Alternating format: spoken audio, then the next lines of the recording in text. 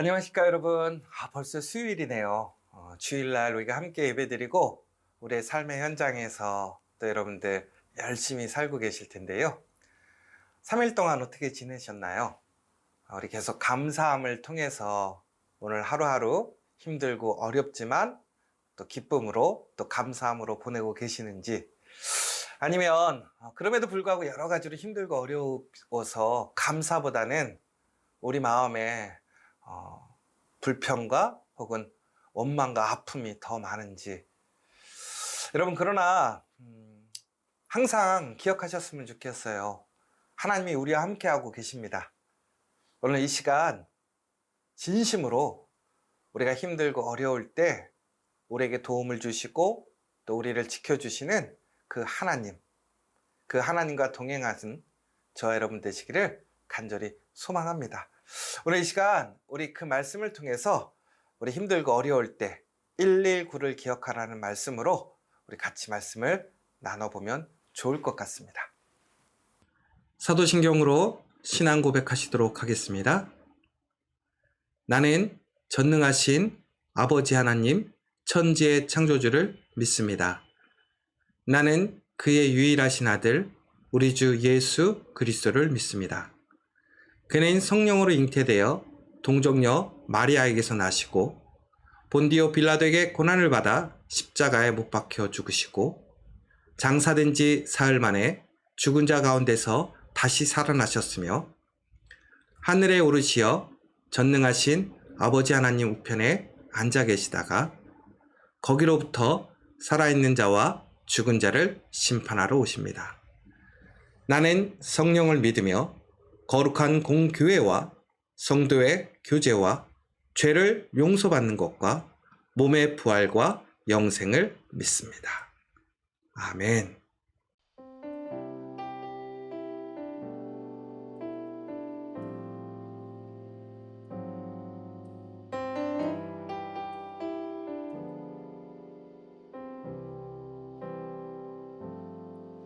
나의 피난처 예수 의지해요. 나의 피난처 예수 의지해요. 나의 가는 길에 거센 바람 몰아쳐와도 나의 피난처 예수 의지해요.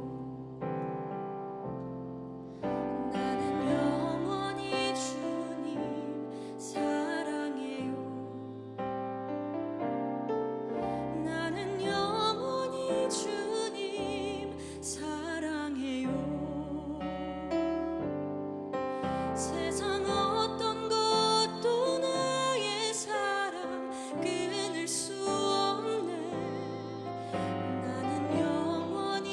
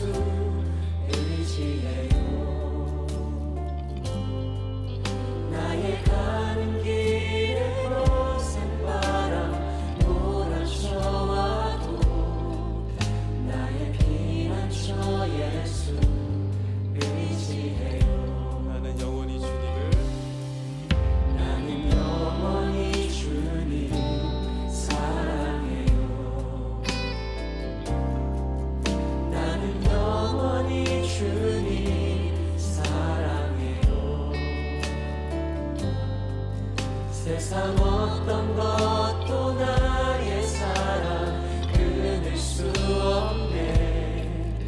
나는 영원히 주님 사랑해요.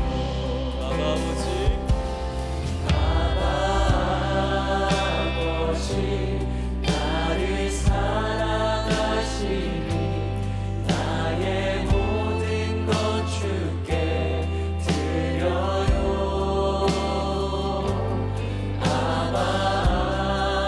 아버지 내가 영이 있으니 주님 영광 위하여 써주세요. 아버지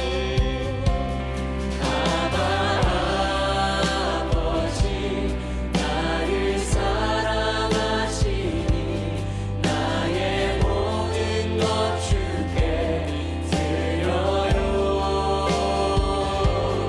아버지 내가 여기 있으니 주님 영광 위하여 써주세요.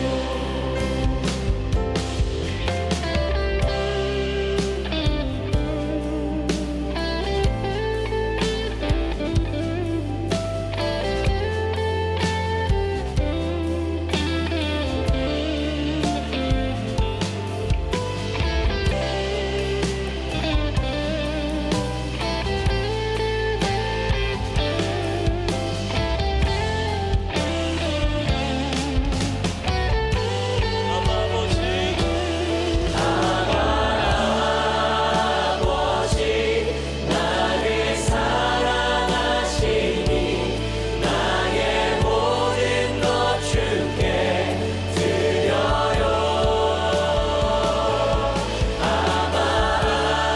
아버지 내가 여기 있으니 주님 영광 위하여 써주세요. 다시 한번 합시다.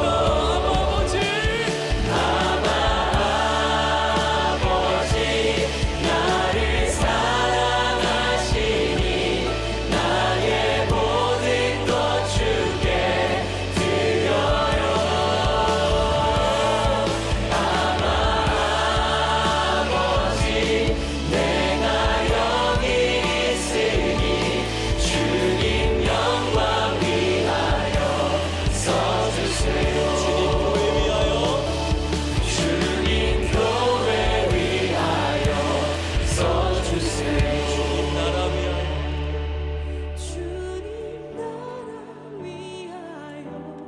써주세요.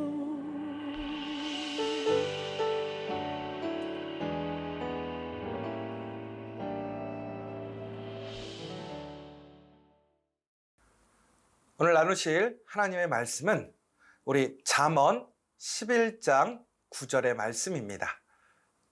함께 우리 봉독하도록 하겠습니다. 악인은 입으로 그의 이웃을 망하게 하여도 의인은 그의 지식으로 말미암아 구원을 얻느니라. 한 주 동안 편안한 일이 더 많으셨습니까? 아니면 불편하고 어려운 일이 더 많으셨습니까? 우리가 항상 감사하고 기쁨으로 생활한다 할지라도 우리가 누리는 그 기쁨의 열매라는 것은 매우 순간적인 것 같습니다. 그러니까 오랜 그 연단과 고난의 시간들이 존국에는 열매를 맺게 되는 것 같습니다. 여러분, 우리는 항상 좋은 열매, 하나님의 약속이 우리에게 이루어질 것을 알고 믿으면서 생활하고 있습니다. 그러나 그 과정에 가는 길들이 결코 쉬운 일만은 아닌 것 같습니다. 우리 커피아 교회도 이번 주에 총회본부에서 저희 지저스 커피 선능점을 이제 오픈하게 되면서 공사를 시작하게 되었습니다. 참 기쁜 일이고 좋은 일인 것이죠. 그런데 이제 그것을 준비하는 과정은 참 쉬운 일은 또 아닌 것 같습니다. 또 여러 가지 부딪힘도 있고 또 어려운 점도 있습니다. 그런데 그 문제뿐만이 아니라 더 나아가서는 저희가 우리 총회본부뿐만이 아니라 우리 지저스 커피뿐만이 아니라 우리 삶 속에서 또 여러 가지 느끼고 또 경험하는 여러 가지의 우리의 삶의 문제들, 어려움들이 복합적으로 일어나다 보니까 우리는 항상 지치고 이렇게 피곤한 때가 더 많은 것 같아요. 그래서 오늘 여러분 이 예배드리는 이 시간에도 여러분들도 감사와 기쁨으로 또 우리가 함께 예배를 드리고 있지만 우리의 일상의 그 피곤함과 어려움 또 여러 가지 불편함이 공존하고 있는 것 같습니다. 그런데 여러분 정말로 피곤하고 어려울 때가 있잖아요. 근데 그때는 정말 우리의 육신이 지치고 막막하고 힘들어질 때가 있어요.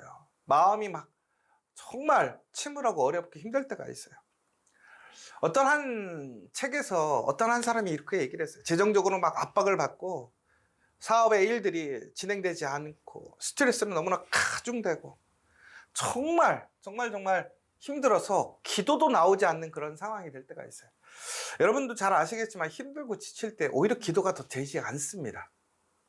그와 마찬가지로 우리가 정말 힘들고 지치고 어려울 때 무엇을 해야 될까 그럴 때 그냥 멍하게 두 손을 놓아버릴 때가 있잖아요. 근데 어떤 분이 가만히 있었는데 갑자기 삐뽀 삐뽀 소리가 들리더니 위급하고 어려울 땐 119로 전화 주세요. 이 소리가 들리더래요. 근데 계속해서 그 소리가 들리는 거예요. 삐뽀 삐뽀 위급하고 어려울 땐 119로 전화 주세요. 너무나 신기해서 그 사람이 그 소리가 나는 곳을 가봤다라는 거예요. 봤더니 아이 방에 흔한 얘기로 소방차가 사이렌을 울리고 있는 거예요. 그런데 그 방에 아무도 없었거든요. 그런데 갑자기 그 소방차의 소리가 삐뽀 삐뽀 울리면서 위급하고 힘들 때 119로 전화하세요. 근데 그때 갑자기 그런 생각이 들었대요.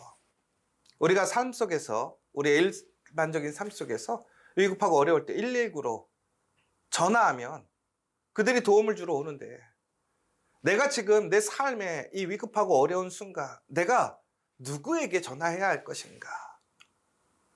근데 바로 그때 그분이 갑자기 시편 91편 1절의 말씀이 생각났다라는 거예요. 그러니까 이게 이제 다시 얘기하자면 외국에서는 우리 119가 911이잖아요. 그래서 시편 91장 1절의 말씀이 생각났는데 그 말씀을 한번 같이 볼까요?